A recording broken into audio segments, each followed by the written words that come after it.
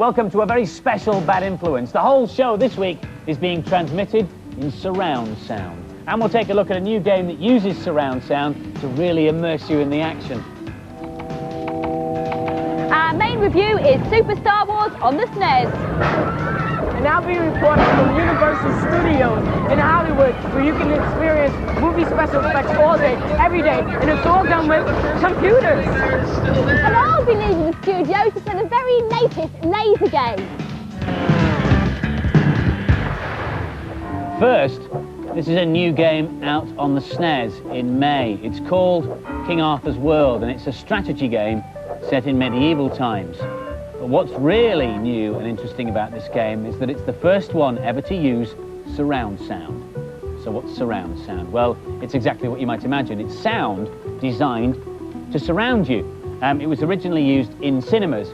You may have experienced it there. When you see maybe a plane taking off and it comes over the screen and supposedly goes off into the distance, you don't see it, but you hear it. Or if something approaches you from behind, sometimes you hear it from behind before you see it on the screen. That's all done with surround sound, and now you can get it in your home. Because TVs like this one have got surround sound capabilities built in, and they're surprisingly reasonably priced. Maybe you've got a TV and you've got a video, but you'd still like surround sound, then what you need to buy is a special amplifier like this. These, though, are rather expensive. Most domestic home surround sound systems have 4 or 5 speakers, one on left and right of the television. Sometimes there's one down here too, a centre speaker for centre sounds and speech. And then, fairly obviously, you need 2 behind you, left and right, for the sounds that come from behind. Nearly all films these days are made in surround sound, and you can get the experience even when they're transmitted on telly or video, because the surround sound information is already encoded on the video that you or I would rent from the video shop. All you need is the equipment to access it. But how does it work for the game? Well, when you start, you get the test screen. Now, if you're listening at home in surround sound, you should get the full benefit of this. It starts in front, goes round to my right, behind me on my left, front right, and all the way around again. During gameplay, the sounds obviously come from all over the place, but on the test screen, for some strange reason, people die behind you, and sword clashes happen in front of you, and thunder happens all over the place.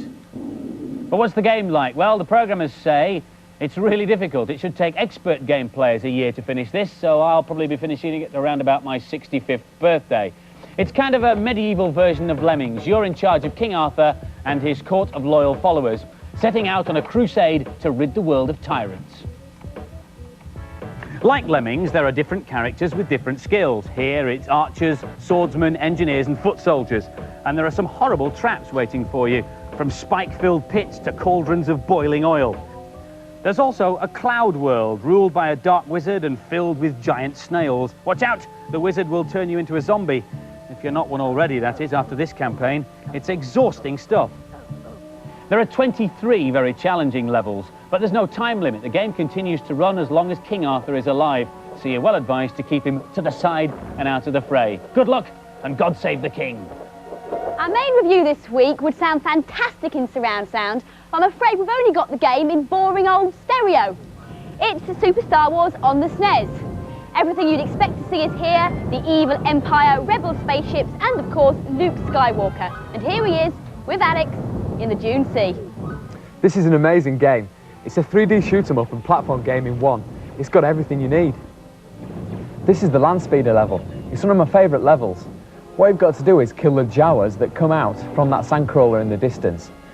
On the land speeder, you can turn around 360 degrees on the screen. It's excellent. You use the jet fuel to blast around the level. Those green monsters are really annoying. All the levels on this game are really challenging, but I think this one's my favourite. I think I'd buy this game. It's a bit expensive, but it's worth it. There's loads of levels and loads of characters too. This is smooth with beautiful graphics. I think it's perfect. It's the best shoot-'em-up I've ever seen. I'd pay £60 for this. I don't say that about many games. The graphics are stunning and the sound's really good. And so the final scores for Super Star Wars. The boys gave it 5 out of 5, and the girls gave it maximum points too, 5 out of 5 from them. I am afraid that Namrud is unable to be with us today, so I've stepped in at the very last moment. It's all right, Slimy Furtlers, it's me, really, in disguise. This is a secret Sonic 2 cheat, straight from Japan, and no one must know that I've told you. Oh, by the way, this isn't Spiky, it's Spiky 2. So, the first ever cheat for Sonic 2 on the Mega Drive. First, go to the options screen and select sounds in this order for about 15 seconds each. 19, 65, 09, 17. Then, start the game. When Sonic appears and waggles his finger, quickly hit A and start together to get the level select screen. Hey! There you go, Spiky. Wing Fortress. Oh, what a giveaway. Put that back. Who was that masked man? We've just heard, by the way, that the release date for Super Star Wars has been postponed until May, but it's obviously one worth looking out for. Last week, you may remember, we reviewed Streets of Rage 2 and told you the price was $39.99. Something we were told by Sega was correct. But we've had lots of calls from people saying they've paid $44.99 for the game. We checked this with Sega and they said, in fact, that is the correct price. Sega say they're sorry, but they're not as sorry as all the people who paid £5 more than they had expected, eh? This is L-Fish. It's the latest idea from the people who came up with Tetris. Lets you design your own fish tank. I'll show you. Here's a fish tank I've already started to design. I put the floor in the back and a few plants in, but now I want to put a few objects in it, jazz it up a bit, go to the object library. And here are all the different types of things you can put in. And I think I'll choose a skull, because I want quite a jazzy, weird fish tank. There you go. Now I can place it wherever I want. Now I'm going to put an animated object in. I think I'll put this crab in. When you put it there, the crab crawls out of the shell and back in again. So I'll place that there. Of course, what this fish tank is lacking is fish. So we go to the fish screen. All these fish have been designed by the computer, but you can actually breed your own. And that takes quite a long time. It takes even longer because you can actually evolve them, and that can take hours. So we're not going to do this. I'm just going to take the ones already there. I've asked for one of each, and now we can view it. And then you get all your fish swimming around in your own design tank. And what's really good is that you can feed them, and you can turn the light off and on again, and then you can feed them, and you can feed them to people who can't stand too much excitement, really. Our American report this week comes from Z Wright. He told us he was going to visit the movie studio, but in fact he seems to have got caught up in an earthquake. If you ever get a chance to go and watch a real-life movie being made, take my advice. Don't bother. It's just lots of hanging around. And when the director calls action, the special effects never look good. Nowadays, it's all done with camera angles and editing. Now, if you ever get a chance to come here. This is Universal Studios tour here in Hollywood. It's a spectacular look behind the scenes of the world's largest film and television studios. Tram ride tour of the backlot takes you past famous movie sets, and you'll experience everything from flash floods to collapsing bridges. And of course, it's all done with computers. Even King Kong himself is a 10-meter tall robot.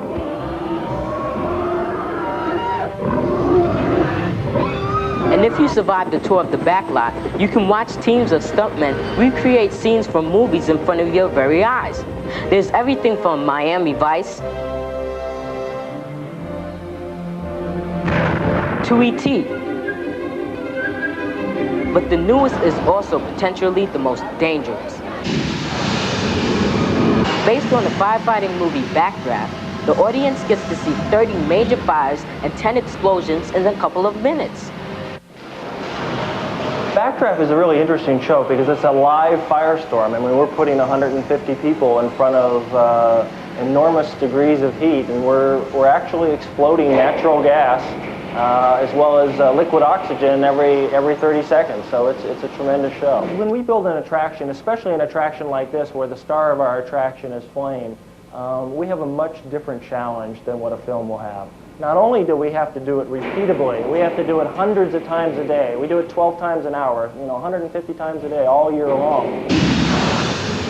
In order to have any control over the fire, we had to rely on computers to really do everything, from the moment the gas arrives at the building, all the way through the system, through the valves, through the burners, through the igniters. The computers control it step by step by step.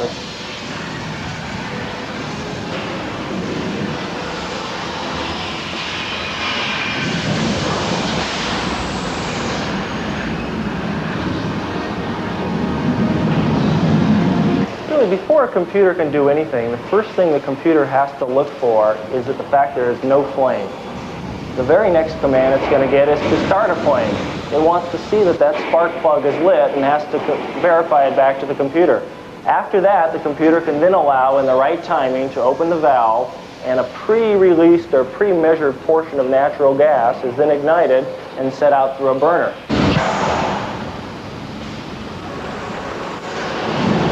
All the while this is going on, we are sensing temperature in the attic, along the ceiling, at the audience level, throughout the show. And the computer's taking all of these temperature sensor readings and making sure they're within an acceptable range.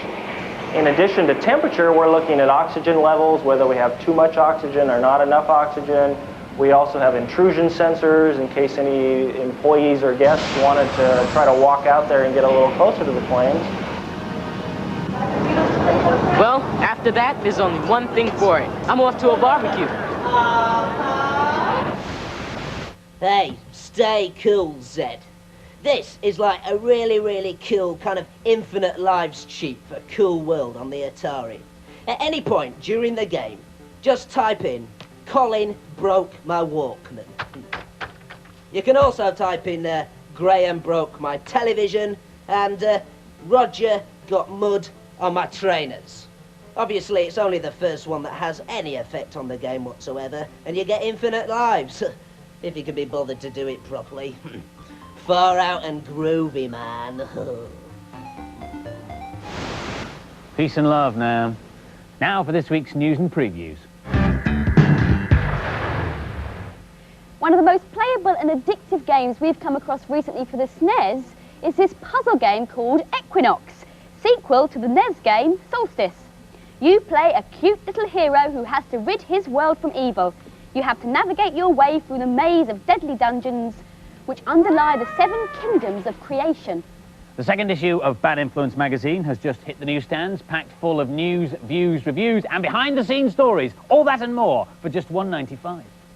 A quirky new game due out on the Game Boy features a chicken called Alfred, who has to save all the world's eggs from Wild World, where they're being hoarded by a baddie. Due out on the Game Boy in May, the Amiga in July, and the SNES in October.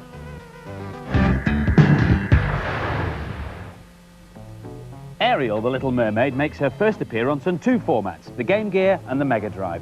Her task is to overcome the evil sea witch Ursula, who has turned all the mer people into little wormy things. Here's Kathleen to take us through the Mega Drive version. If you like the film, you'll probably enjoy the game. You can choose to be Ariel or her dad, Triton, but I prefer to be Ariel. These wriggly snakes are mer people who've been changed by the Wicked Witch. I like the idea that she has to sing to her enemies. You can call different friends. This one's a fish and it pushes a rock. You should look into the treasure chest because there's all sorts of treasure hidden. The map shows where the mer people are. The red shiny bit is Ariel and the other bits are her friends. This game looks lovely, but I'm not sure I'd buy it. There are only 4 levels and they're all much the same. This is just a poorer version of Echo the Dolphin. I can see it might be popular though because of the film, but I definitely won't buy it. I love the film and like this game. I think Ariel moves well. I like the sound she makes when she sings. I'd buy this. And the scores for Ariel, the Little Mermaid, the boys gave it an average score of 3 out of 5, but the girls liked it a bit more and gave it 4 out of 5. Return to the dawn of history with Dynolympics on the Lynx, a whiz through the evolution of mankind. It's your job to discover spears, wheels and fire in an effort to stop your tribe from becoming extinct. Here's Ian the Caveman. The first thing that strikes you about this game is how good it looks. The graphics are the best I've seen on a handheld and it's extremely playable. Here I've got to pick up the torch and toggle through my abilities to throw it. I've got to throw now, so here we go. Now comes back down the ladder. And I have to go collect the person who is supporting everybody else using the rope. Right, he's over the rope now. If you get into problems, you can summon the Magic Man, who will trade 1 member of your tribe for a spear or any other piece of equipment you might need to complete the level. This is addictively playable. I'd buy it and I'd certainly recommend it for anybody who likes this sort of game. I might buy this. It's a puzzling game with great graphics, but the men go too slowly and they keep running out of time. I like this game, even though it's not in the same league as Lemmings. But if you're a fan of puzzle games, this is well worth getting. And the scores for Dine Olympics, the boys gave it 4 out of 5, and the girls liked it just as much. They gave it 4 out of 5.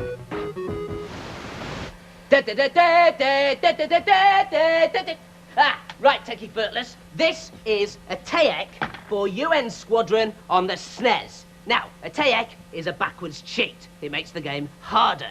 All you have to do is first of all go to the options screen, then, with control pad 1, skip through the level difficulties until you see the word hard.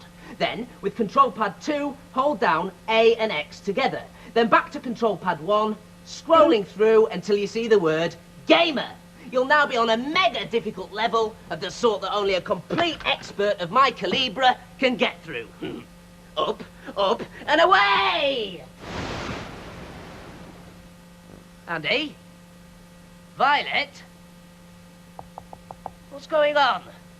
Where is everybody? This is Laser Force, the latest laser game. The aim is to hit more people than hit you.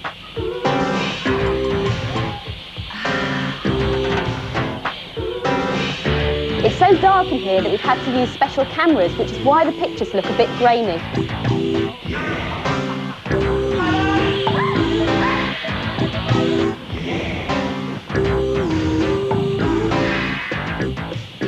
Utter chaos!